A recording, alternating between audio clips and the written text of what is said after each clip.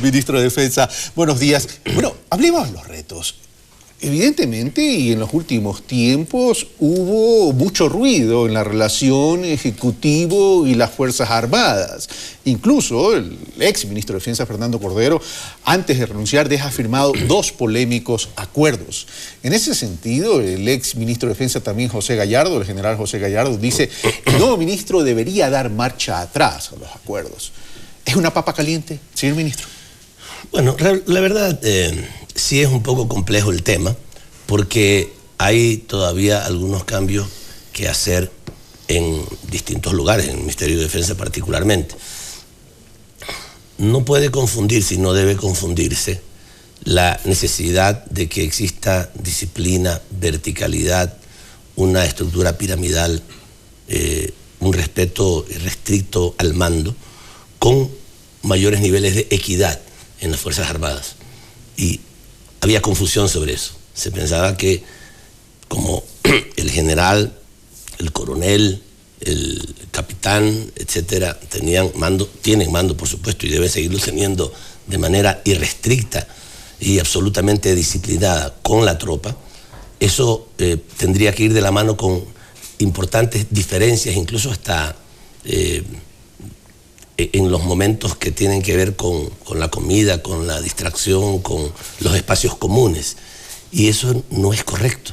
El hecho de que se establezca que haya un casino para las tropas. Los casinos, ellos tienen un nombre que no son muy comunes en nosotros. Uno dice casino es un lugar para ir a jugar, no. El casino es el espacio para compartir, digamos, ¿no?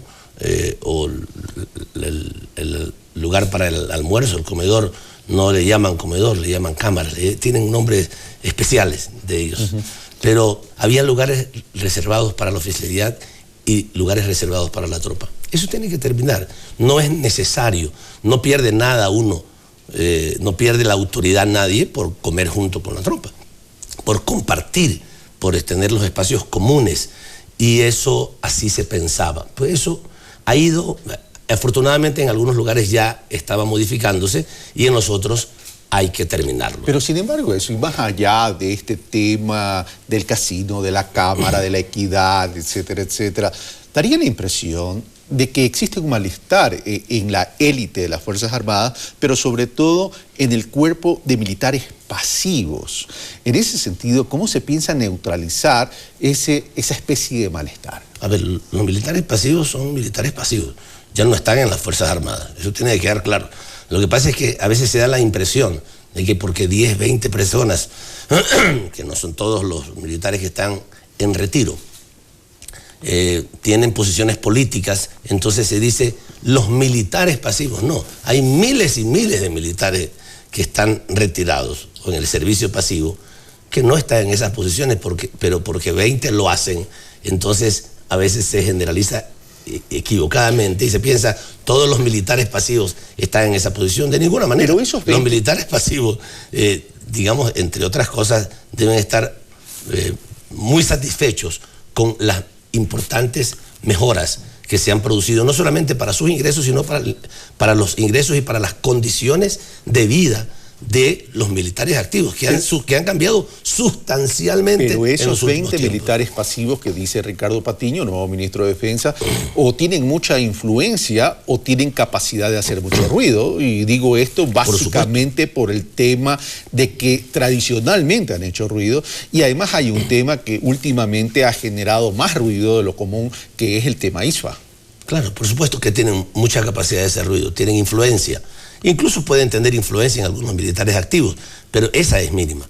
Pero la influencia que sí tienen es en los medios de comunicación, porque han tenido, digamos, relaciones con muchos medios de comunicación y con otros actores políticos, por supuesto que sí, porque han estado vinculados con la política, aunque camufladamente mientras estaban en las Fuerzas Armadas.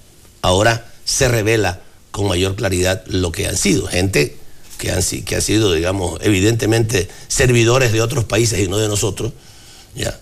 Y que lo han hecho camufladamente, ahora se revelan claramente en una oposición y en una cercanía con élites del poder externo. ¿Y cómo se va a resolver el tema o este impasse del tema ISFA? Porque el argumento que se utiliza de parte de estos militares en servicio pasivo o pasivos, dice se descapitaliza el ISFA por el eventual descuento de los 40 o 41 millones de dólares. Esto no tiene ninguna importancia.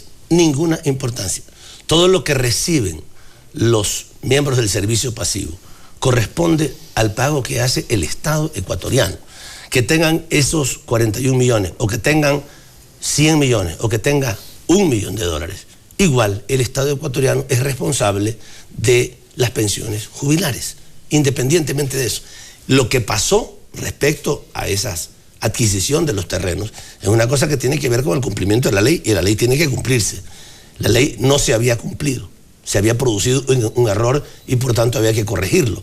Pero eso no tiene nada que ver con los recursos que el ISFA debe recibir y que va a seguir recibiendo, porque el Estado ecuatoriano lo va a proveer.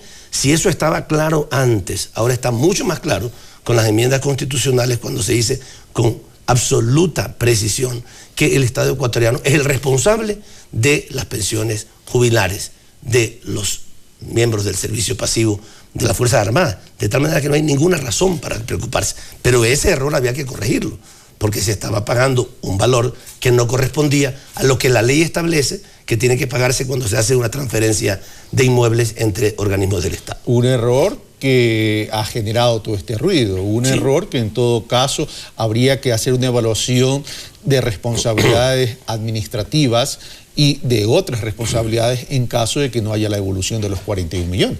Sí, es que no tiene que haber devolución, simplemente hay que hacer un cruce de cuentas, porque el Estado entrega centenares de millones de dólares todos los años al ISFA como consecuencia de la necesidad que el Estado financie la mayor parte de los recursos que el ISFA utiliza para justamente entregar no solamente al servicio pasivo, sino también para atender las necesidades del sistema de seguridad social de las Fuerzas Armadas. Observo que Ricardo Patiño, ministro de Defensa, flamante ministro de Defensa, viene incluso con nueva terminología en la comunicación, no débito, no descuento, sino cruce de cuentas.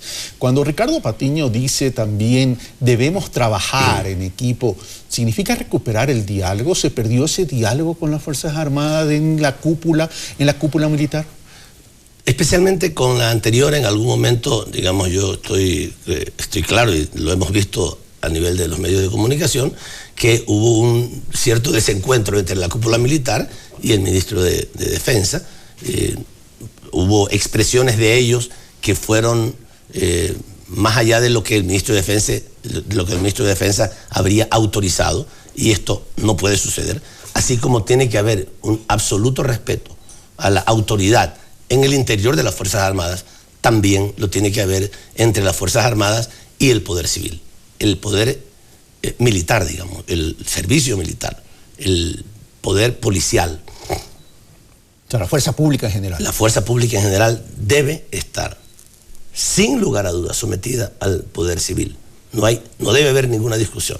Ayer hice una intervención cuando me saludó todo el personal que trabaja en el edificio y en los edificios del conjunto de edificios del comando conjunto, de cada uno de los comandos y del Ministerio de Defensa, y les dije con absoluta claridad, cuando el presidente habla de equidad, de un mayor nivel de equidad entre los miembros de las Fuerzas Armadas, no está hablando de que tiene que olvidarse la absoluta necesidad del respeto a la autoridad, de la disciplina y del mando. Eso no está en cuestión. Pero no está en cuestión en el interior, pero tampoco va a estar en cuestión entre las Fuerzas Armadas y policiales y el poder civil.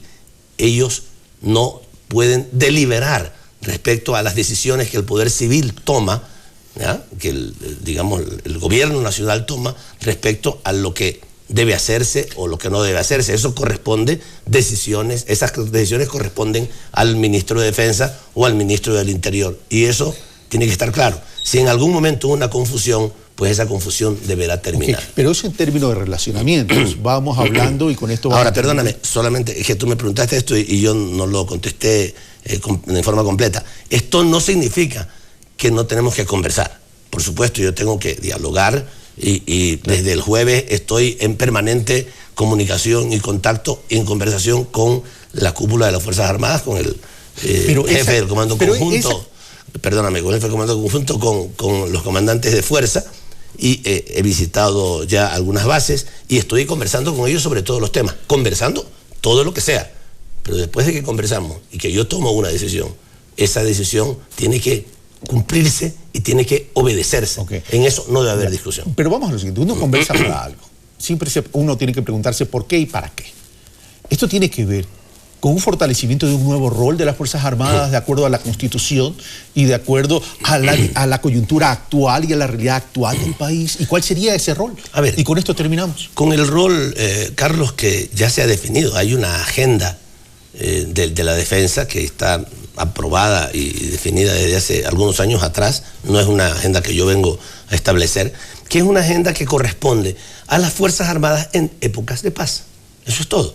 Las Fuerzas Armadas deben estar, y lo he conversado con ellos me decían, la palabra que me gusta mucho es alistadas, o sea, tienen que estar listas.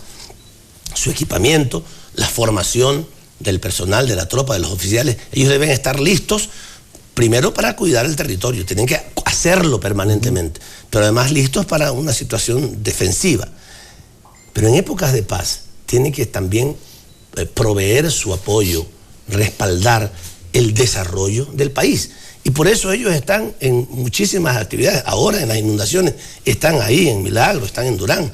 Estamos atendiendo el tema de Zika y están ellos acompañando a los médicos y al personal médico y sanitario para respaldarlos a ellos. Están trabajando normalmente en épocas de paz en el acompañamiento a tareas del desarrollo y a tareas que tienen que ver con desastres naturales, etc. Ellos deben estar absolutamente articulados con la población, apoyando a la población en los temas que tienen que ver con el desarrollo en las épocas de paz. De tal manera que esa agenda es una agenda que está escrita ya y que se ha estado cumpliendo. Ahora, los problemas que se produjeron fue por el tema del ISFA y una inadecuada comprensión y una utilización maliciosa de algunos miembros del servicio pasivo respecto a este tema, pero eso, cuando quede aclarado y en la medida en que se va aclarando, tiene que ser absolutamente superado. Estoy absolutamente seguro de eso, por los diálogos que he tenido ya, desde el día jueves hasta acá, con los miembros de las Fuerzas Armadas. Y con esto ya terminamos, para darle paso a David Lucero. ¿Lo entrevistaré a Ricardo Patiño ya en su último ministerio? ¿Todavía tendré la oportunidad de entrevistarlo a Ricardo Patiño en otro ministerio? Porque parecería que Ricardo Patiño se transforma en el corrector del gobierno. Y por otro lado, ¿esto altera los planes políticos de Ricardo Patiño de cara a las elecciones del 2017? No, pero es que tú crees que yo tengo planes políticos. Yo solamente estoy sirviendo. Yo digo, no, ¿qué va? ¿Te acuerdas cuando, no sé si me preguntabas, yo te decía, yo soy un soldado de esto, ¿no? Y ahora, de verdad que soy un soldado. Ricardo Patiño, muchas gracias.